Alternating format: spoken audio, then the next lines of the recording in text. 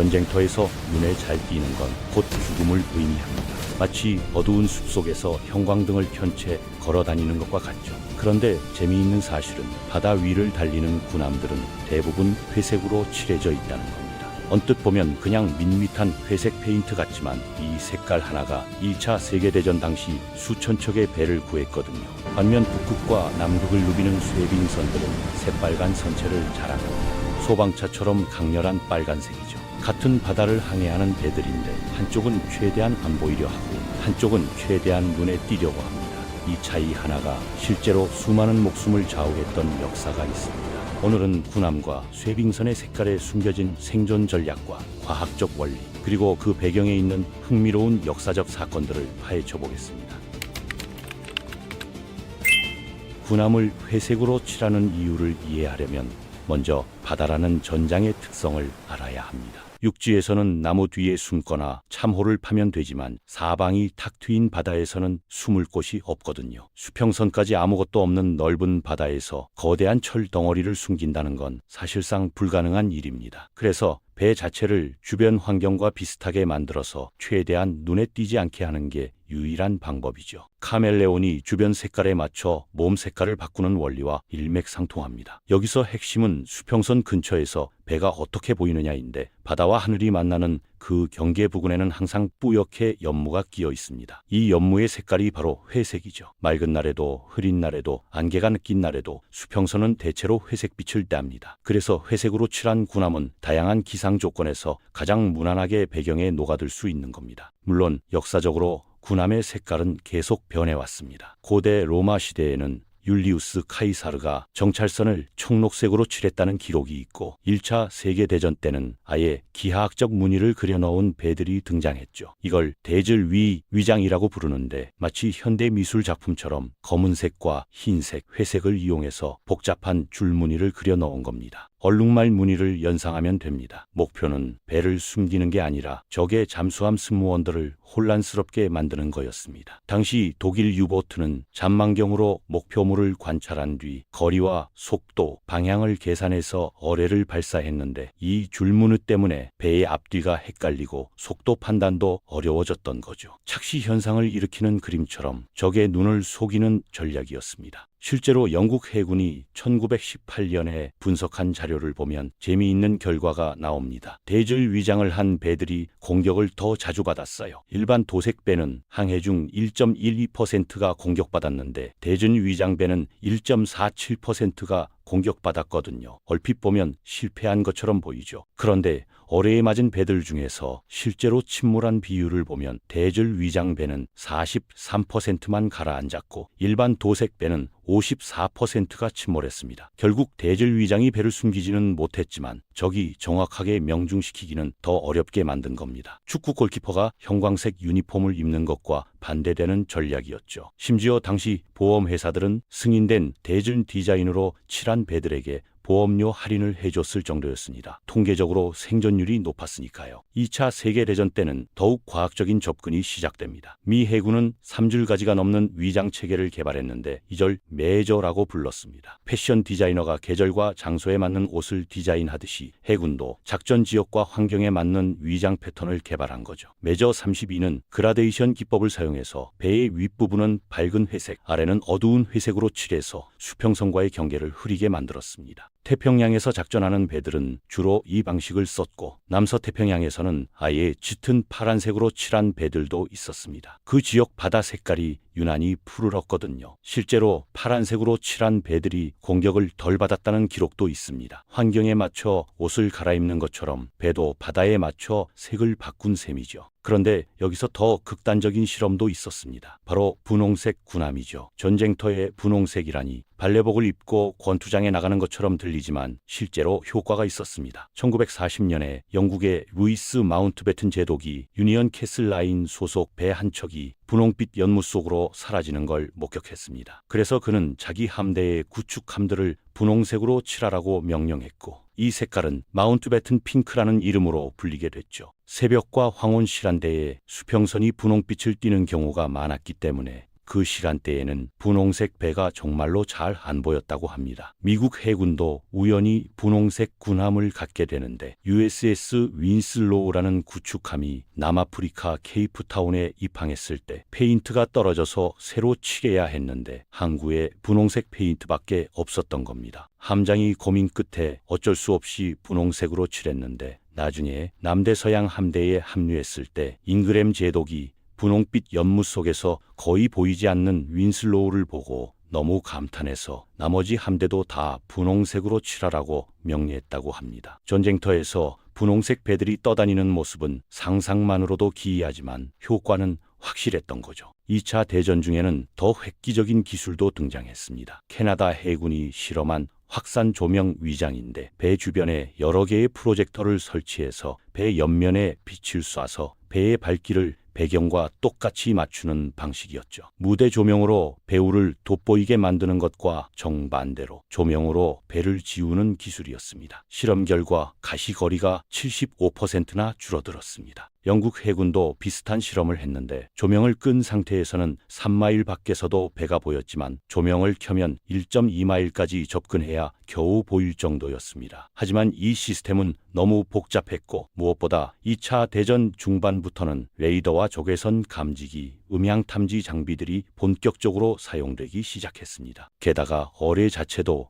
유도 기능이 향상되면서 시각적 착시로는 더 이상 명중률을 낮추기 어려워졌죠. 적이 눈이 아니라 귀와 레이더, 그리고 스스로 목표를 찾아가는 어뢰로 배를 공격하기 시작한 겁니다. 전쟁이 끝나고 미 해군은 결국 헤이즈 그레이, 즉 연무 회색을 표준 도색으로 채택합니다. 이유는 간단했죠. 완벽한 위장 색깔은 없지만 회색은 가장 다양한 조건에서 적당한 수준의 은폐 효과를 내기 때문입니다. 맑은 날에도 쓸만하고 흐린 날에도 괜찮고 안개 낀 날에도 나쁘지 않았거든요. 어떤 옷과도 잘 어울리는 회색 재킷처럼 회색은 바다에서 가장 무난한 선택이었습니다. 다른 나라 해군들도 비슷한 결론에 도달해서 지금은 전 세계 대부분의 군함이 회색 계열로 칠해져 있습니다. 그런데 현대에 와서는 단순히 눈에 안 보이는 회색이 아니라 기술적으로 한층 업그레이드된 회색을 쓰고 있습니다. 1990년대에 미 해군이 개발한 LSA, 즉 저태양 흡수 헤이즈 그레이는 특수 안료를 사용해서 적외선 신호를 절반으로 줄여줍니다. 육안으로 보면 여전히 회색인데 적외선 카메라로 보면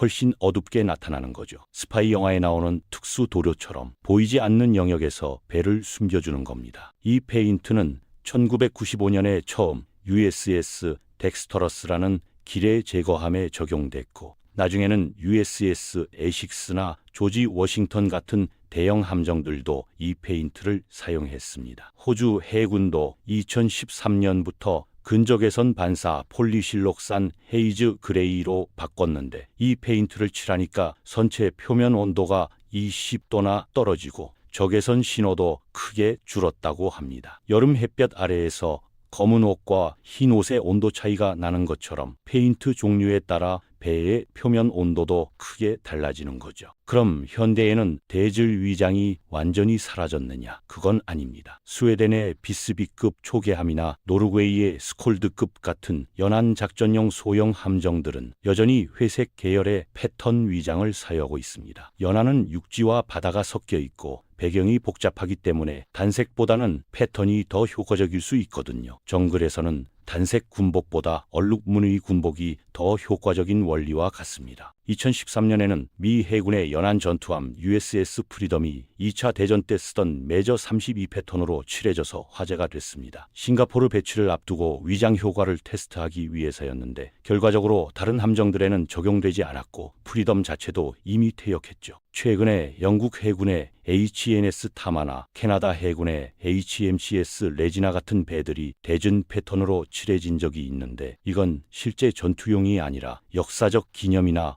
홍보 목적이었습니다. 기념일에 옛날 군복을 입는 것처럼 추억 소환용이었던 거죠. 결국 현대 해군에서 회색이 계속 쓰이는 이유는 위장 효과 때문만은 아닙니다. 레이더 반사를 줄이고 적외선 신호를 낮추고 그러면서도 다양한 환경에서 적당한 시각적 은폐 효과를 내는 종합적인 절충안이기 때문이죠. 게다가 함대 전체를 같은 색으로 통일하면 보급과 유지 관리도 훨씬 쉬워집니다. 회색이라는 색깔 하나가 가장 효율적인 선택이 된 겁니다. 이제 정반대인 쇠빙선 이야기를 해보겠습니다. 쇠빙선은 왜 빨간색일까요? 답은 아주 간단합니다. 군함과는 정반대로 쇠빙선은 최대한 잘 보여야 하기 때문입니다. 북극이나 남극 같은 극지방에서는 사방이 온통 하얀 얼음과 눈으로 미덮여 있습니다. 거대한 백지 위에 있는 것과 같죠. 만약 배가 하얀색이면 배경과 구분이 안 되겠죠. 조난당한 사람들이 구조선을 찾지 못할 수도 있고 헬리콥터 조종사들도 자기 배를 못 찾을 수 있습니다. 실제로 그런 일이 일어났거든요. 여기서 빨간색이 중요한 이유는 단순히 눈에 띄는 색이기 때문만이 아닙니다. 빨간색은 가시광선 중에서 파장이 가장 길어서 안개나 눈보라 속에서도 산란이 적고 멀리까지 전달되는 특성이 있거든요. 그래서 극지방의 악천후 속에서도 다른 색보다 훨씬 잘 보이는 겁니다. 1969년에 미국 엑슨모빌 소속 유조선 맨해튼호가 북서 항로를 통과하는 실험 항해를 했습니다. 알래스카 푸르도만까지 바닷길로 석유를 실어 나를 수 있는지 알아보기 위해서였죠. 이때 미국 해안경비대의 쇠빙선 노스윈드와 캐나다 해안경비대의 존 A. 맥도널드가 호위를 맡았는데 미국 쇠빙선은 흰색 선체였고 캐나다 쇠빙선은 빨간색 선체였습니다. 항해 중에 여러 차례 눈보라가 몰아쳤는데 미국 해안경비대 헬리콥터가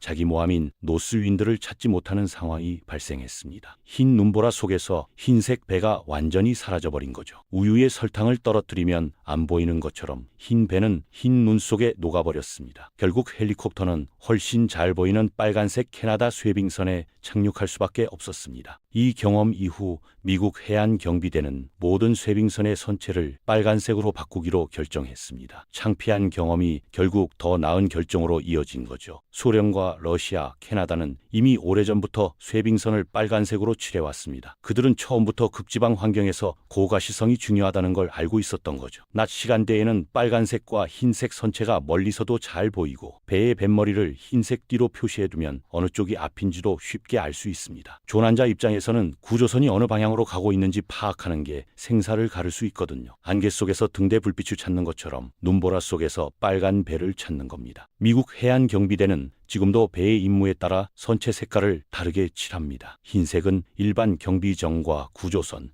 검은색은 부표관리선이나 작업선, 빨간색은 쇠빙선이죠. 소방차, 경찰차, 앰뷸런스가 다른 색깔을 쓰는 것처럼 배도 임무에 맞는 색을 가지고 있는 겁니다. 작년에 취역한 중형 쇠빙선 스토리스호도 당연히 빨간색 선체를 하고 있고 현재 북극에서 활발하게 작전 중입니다. 극지방 작전을 위해서는 여전히 빨간색이 최선의 선택이거든요. 결국 군함의 회색과 쇠빙선의 빨강은 같은 원리에서 나온 정반대의 결과입니다. 군함은 적에게 발견되지 않기 위해 배경에 녹아드는 색을 선택했고 쇠빙선은 조난자와 아군에게 발견되기 위해 가장 눈에 잘 띄는 색을 선택한 거죠. 두 경우도 색깔 하나가 생존을 결정짓는 요소였습니다. 바다라는 환경에서 색깔은 단순한 미적 선택이 아니라 전략적 결정이고 때로는 생사를 가르는 요소가 되는 겁니다. 센서 기술이 발달한 현대에도 시각적 위장이 완전히 무의미해진 건 아닙니다. 레이더나 적외선 탐지기로 배를 찾을 수 있지만 마지막 순간 육안 확인은 여전히 중요하거든요. 특히 연안 작전이나 복잡한 환경에서는 더욱 그렇습니다. 그래서 현대 군함들은 레이더 반사를 줄이는 스텔스 설계와 적외선 신호를 낮추는 특수 도료 그리고 시각적 은폐 효과까지